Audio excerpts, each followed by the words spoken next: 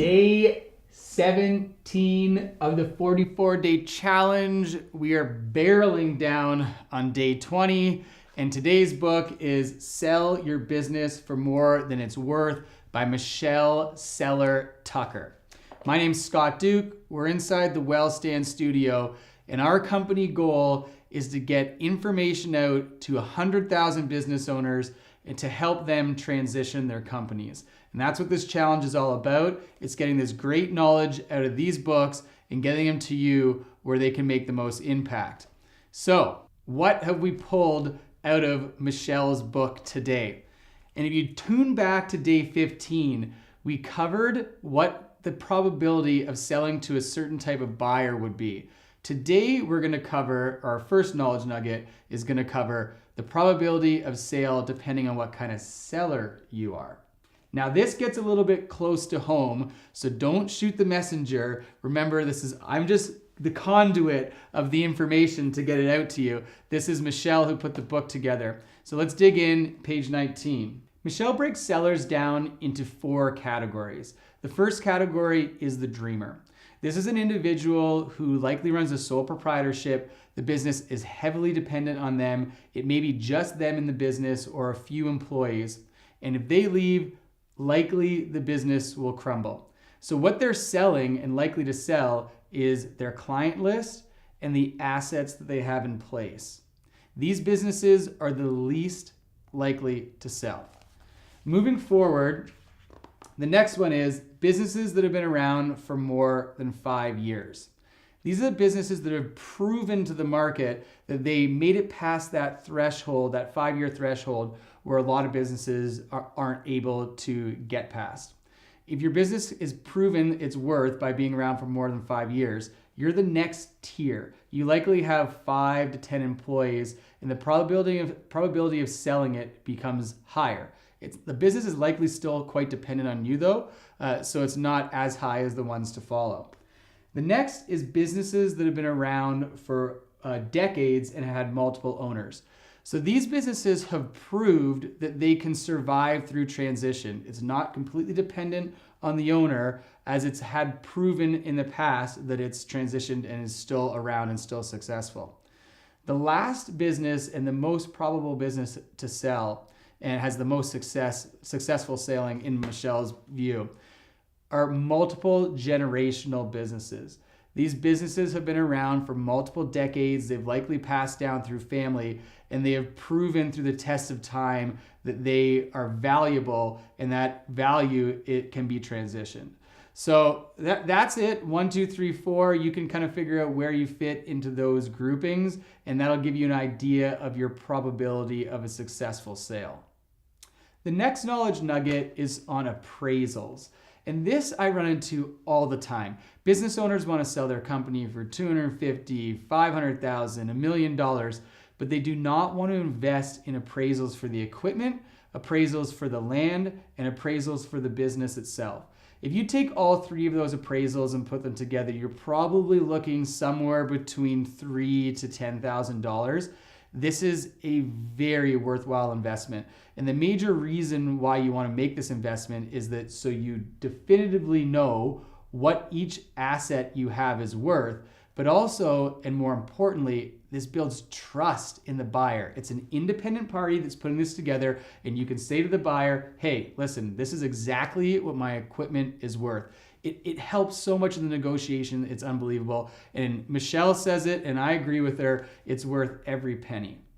Our third knowledge nugget is qualifying your buyers.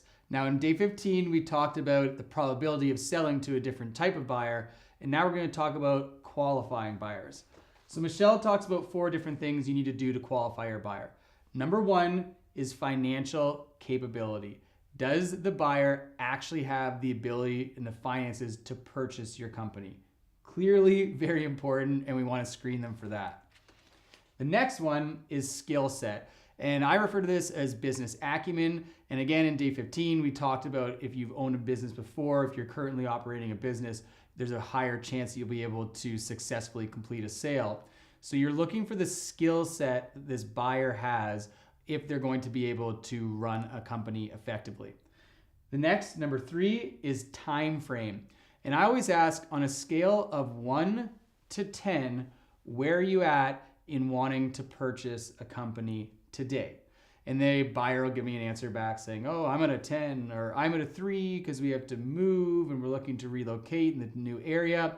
You want to have someone that's definitely pushing past 7. Anything below 7, they're not ready, the time isn't right, and there's a very low probability they'll actually purchase. The last one is decision making. Who else is involved in the decision-making process? And this is often forgotten. If someone that you're working with and you're talking to a potential buyer, they might have another investor that is what they're working with. They might have a spouse that is going to be working with them in the company. You need to have all the decision makers at the table, and you need to know who they all are so you can address them, you can talk to them, you can negotiate with them, and most importantly, you can find out what their concerns are.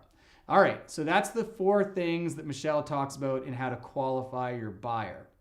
The next thing we're going to dig into is our quotes from this book, and the first quote comes on page 59, and it is about rolling up your sleeves.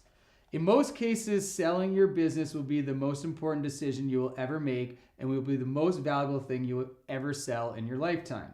Therefore, in order to obtain maximum value, you're going to have to roll up your sleeves, get dirty, and use some elbow grease.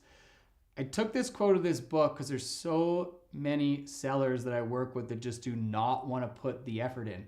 You're talking about the biggest product you'll ever sell in your life, and they don't want to clean up their business. They don't want to clean up their financials. These are things you want to do. And if you do them in advance and you look at a longer runway of selling your business instead of selling it within a year, if you look out 3 years, it gives you the time to clean your company up, clean your financials up. Cleaning, we're just literally talking about cleaning, and it's going to add thousands of dollars to your business. This is what she says: curb appeal, gotta have curb appeal. Your signage, have to update your signage so your signage looks good. Clean the interior of your business. These are all no-brainers. Get the floors waxed. Redo the floors if they need to be done. When people walk in, buyer, what they step on, it gives them this innate feeling of if the business is successful or if it's a failure. Walls, got to clean your walls, get your ceilings painted up, stock your shelves, make sure they're completely stocked when you're doing showings, remove all dust, because dust makes it look like the business is inactive. All right, those are the takeaways from that quote, which kind of went into a bit of a diatribe, but it's incredibly important to make sure that your financials and your business are clean and tidy. The next quote is on non-compete, and it takes us all the way to page 72. And I thought this was interesting because it's the first time that I've heard it, and it's valuable and worth getting out to you guys. So you're going to want to have everybody that is a potential buyer signing an NDA. But Michelle discusses having them sign a non-compete as well. In some situations, it is imperative to have prospects sign not only an NDA, but a non-compete as well. They are sophisticated individuals out there that will pose as buyers, but they are really interested in finding out everything they can about your particular business or industry in order to compete with you as a business owner. So, have people, if you're questioning at all that this is somebody that's coming in from the outside that's just trying to get information off of you, have them sign a non-compete. Then you can take them to task if you need to later on. Okay, this was day 17 of the 44-day challenge. I'm Scott Duke, our company's Wellstand, and our goal is to get as much information out as we possibly can to you, business owners, so that when you go to sell your company, you have a higher probability of success. Have a great day, and we'll see you on day 18.